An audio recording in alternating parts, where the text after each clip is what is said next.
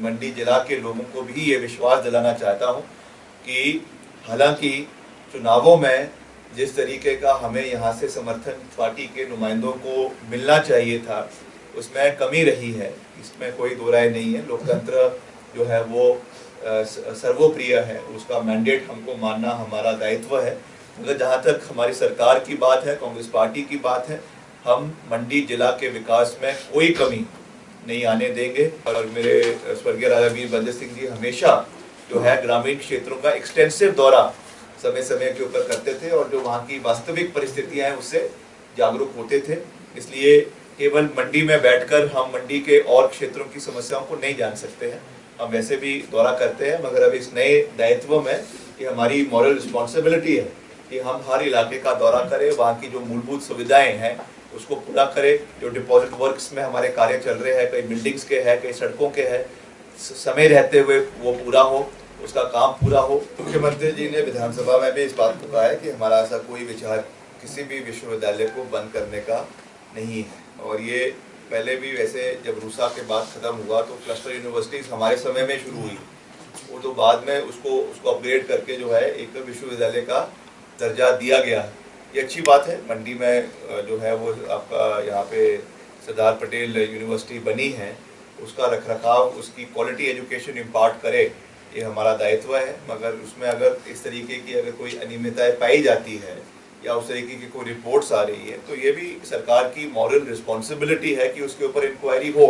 But ये किसी भी राजनीतिक प्रतिशोध से या किसी उससे नहीं है।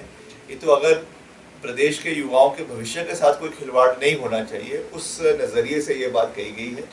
ये यूनिवर्सिटी बंद नहीं होगी, ये मैं मुख्यमंत्री जी के बिहाफ पर ये बात बड़े साफ शब्दों में आपको कह सकता हूँ। मगर ये ज़रूर है कि अगर इसमें कुछ अनियमितताएं पाई जाती है तो इंक्वायरी ज़रूर होगी और उसमें जो भी कमियां हैं, whoever the concerned people are, उनके ऊपर एडमिनिस्ट्रेटिव एक्शन जो है वो होना चाहिए। जयराम जी जो हमारे माननीय नेता प्रतिपक्ष है और पूर्व मुख्यमंत्री भी है, ये उनका गृह जिला भी है, वो कई बार भड़काऊ भाषण, वैसे तो उनका प्रचलन नहीं है, उनका व्यक्तित्व ऐसा नहीं है, मगर लगता है कि जब से वो नेता प्रतिपक्ष की कुर्सी पे, मुख्यमंत्री की कुर्सी से हटकर नेता प्रतिपक्ष की कुर्सी पे बैठे हैं तो उनका कुछ आव भाव में जो है वो बदलाव आना शुरू हो गया है और तथ्यहीन बातें कर रहे हैं कि हम ऑपरेशन लोटस कर देंगे और हम जो है सरकार को गिरा देंगे।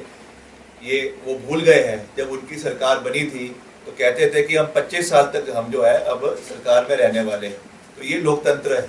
लोकतंत्र में जिसके पास बहुमत है वही जीतता है और जिसके पास नहीं है वो विपक्ष में है या फिर विधानसभा से भी बाहर है।